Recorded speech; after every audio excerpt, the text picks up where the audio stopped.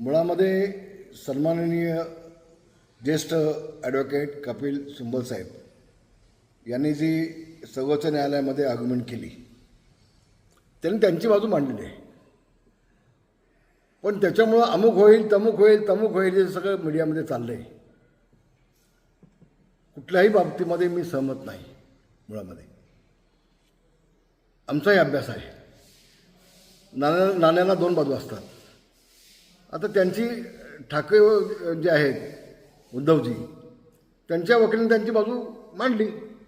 आता एक आठवड्यानंतर आमचा वकील आमची बाजू मांडेल आणि ती बाजू ज्या वेळेला आपण सगळ्यांनी ऐकते महाराष्ट्र ऐकेल त्यावेळेला वास्तव काय ते लोकांना कळेल ना. ही फक्त एक बाजू आहे नाण्याची. गंमत अशी आहे की पक्ष कुणाचा. एक गोष्ट मी आपल्याला सांगतो, पक्ष हा वारसा हक्काने जात नसतो. वारसा हक्कानं तुमची मालमत्ता जाते. ज्या दिवशी उद्धवजींनी काँग्रेसची साथ पकडली, शिवसेना प्रमुख माननीय बाळासाहेब ठाकरे यांची ती जी कॅसेट आहे शिवाजी पार्कची, की ज्या दिवशी काँग्रेससोबत जाण्याची मला वेळ येईल त्या दिवशी माझा पक्ष मी बंद करून टाकेन, माझं दुकान मी बंद करून टाकेन. असं असताना शिवसेना प्रमुखांच्या विचाराच्या विरोधात जाऊन फक्त मुख्यमंत्री बनण्यासाठी उद्धवजींनी काँग्रेस साथ पकडली. त्या दिवशी शिवसेना प्रमुखांचा आणि त्यांचा वैचारिक संबंध संपला. वैचारिक म्हणतो, विचारांचा विषय संपला त्या दिवशी. शिवसेना प्रमुखांच्या शिवसेनेचा विषय हा त्या दिवशी संपला ज्या दिवशी उद्धवजी काँग्रेससोबत गेले. हे वास्तव आहे.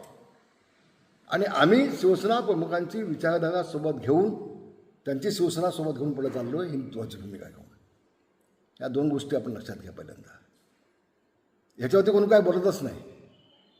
ह्या विषयावरती कोणी काही बोलू शकत नाही, बोलत नाही. आणि म्हणून 2/3 झाल्यानंतर निवडणूक आयोगानं एकनाथ शिंदेला संमती दिली.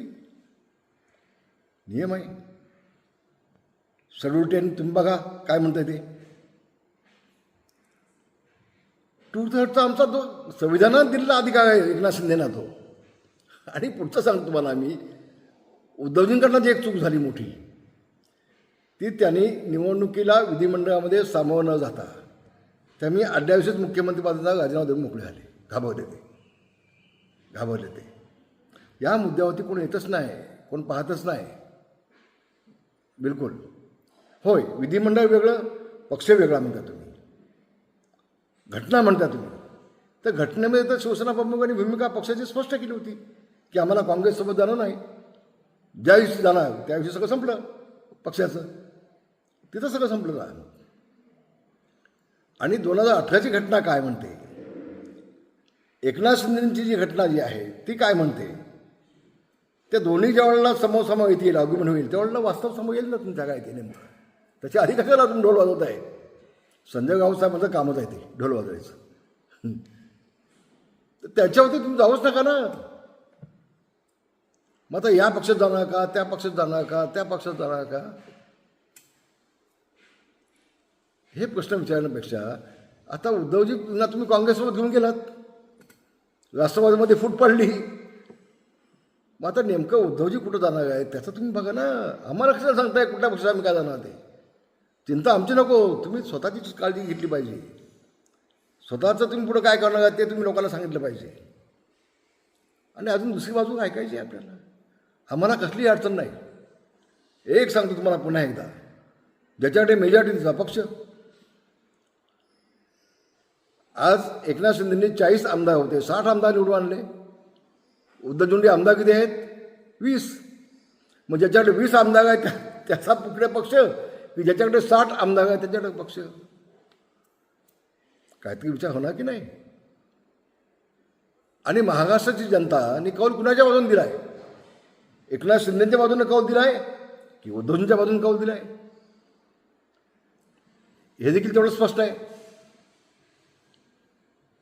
कपिल सिब्बल साहेबांनी एक आर्ग्युमेंट केली की त्यावेळेला आमच्याकडे 20 खासदार होते, पण सत्ता यांच्याकडे गेल्यामुळं सगळे खासदार तिकडे आकृष्ट जातकडे गेले. गेले नाहीत, निवडणुकीत पडले. तुम्ही उच्च न्यायालयाची, सर्वोच्च न्यायालयाची दिशाभूल करताय, खोटं बोलताय. निवडणुकीत पडले, गेले नाहीत.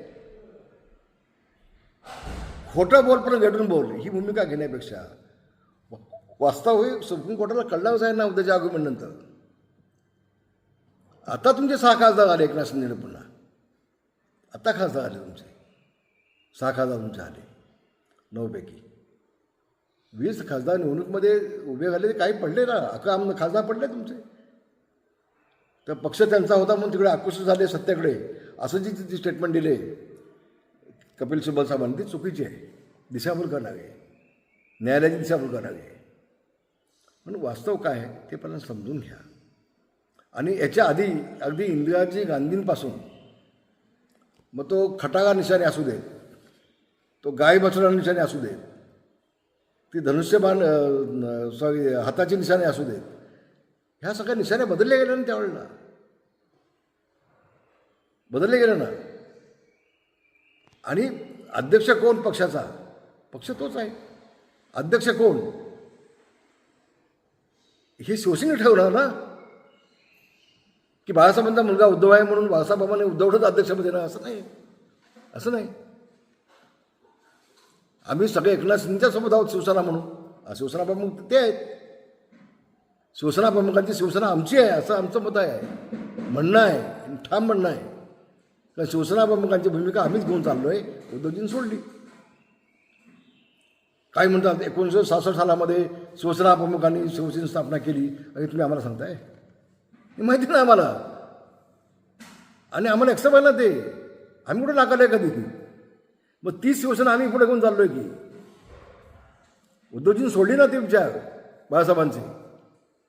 मी तुम्हाला आज खरं सांगतो, ज्यावेळेस शेवटचा निर्णय झाला काँग्रेससोबत जाण्याचा, मुख्यमंत्री होण्याचा, त्या दिवशी मातोश्रीवरती मी उद्धवजींना उभं करलो, बोललो, सांगितलं उद्धवजी आम्ही प्रयत्न केले की तुम्ही शिवसेना प्रमुखांच्या विचारात त्या विरोधात जाऊ नका. आपण शिवसेना भाजप म्हणून युती म्हणून निवडून आलो आहे, आपण युती म्हणून काम करून घेऊया. तुम्ही जरी म्हटलात की 2.5 वर्ष यांची सत्ता आणि 2.5 वर्ष यांची सत्ता असं आमचं बोलणं झालं तर पण तुम्ही दोघंजण येऊन मीडियासमोर बोललात नाही. तुमच्या समोर पंतप्रधान बोलले होते मोदीजी, उद्या सत्ता आली तर मुख्यमंत्री आमचा असेल, त्यावेळेला तुम्ही व्यासपीठाला खाली आलात नाही. मग कोण खोटं आणि कोण खरं बोलत आहे? आणि म्हणून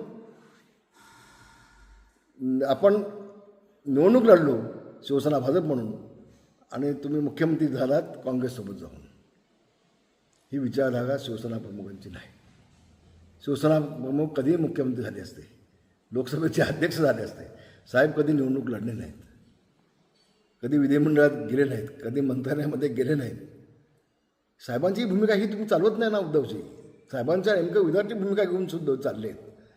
आणि म्हणून शिवसेना कुणाची हे जितकं लवकर स्पष्ट होईल, ज्यावेळेला पुन्हा आगमनात 8 दिवसांनी होईल आमची शिवसेनेकडून, त्यावेळेला तितकं स्पष्ट होईल. महाराष्ट्र मनामध्ये जे काय चलबिचल झाली असं संजय भाऊ म्हणतात, चलबिचल त्यांच्या मनात झालेली आहे, आमच्या मनात नाही. आम्ही ठाम आहोत. आमचा विश्वास आहे, आमचा न्यायालयावरती विश्वास आहे, आमचा न्यायाधीशांच्यावरती विश्वास आहे आणि 100% आम्हाला न्याय मिळेल ही खात्री आमच्या मनामध्ये आहे. धन्यवाद. जय हिंद, जय महाराष्ट्र.